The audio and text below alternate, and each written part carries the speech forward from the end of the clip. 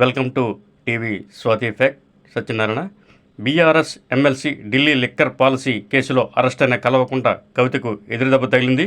ఈ కేసులో బెయిల్ కోరుతూ ఆమె వేసిన 2 పిటిషన్లను ట్రయల్ కోర్టు కొట్టివేసింది. ఢిల్లీ మద్యం కుంభకోణం కేసులో ఈడీ, సిబిఐ అరెస్టులను సవాలు చేస్తూ కవిత విడివిడిగా బెయిల్ పిటిషన్లను వేశారు. ఈ పిటిషన్లపై 3 రోజుల పాటు విచారణ జరిగింది.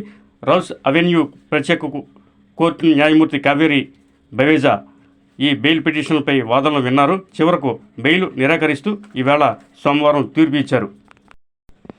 లిక్కర్ స్కామ్ కేసులో మార్చి 15వ తేదీన హైదరాబాద్లోని తన నివాసంలో కవితను ఈడీ అరెస్టు చేసింది.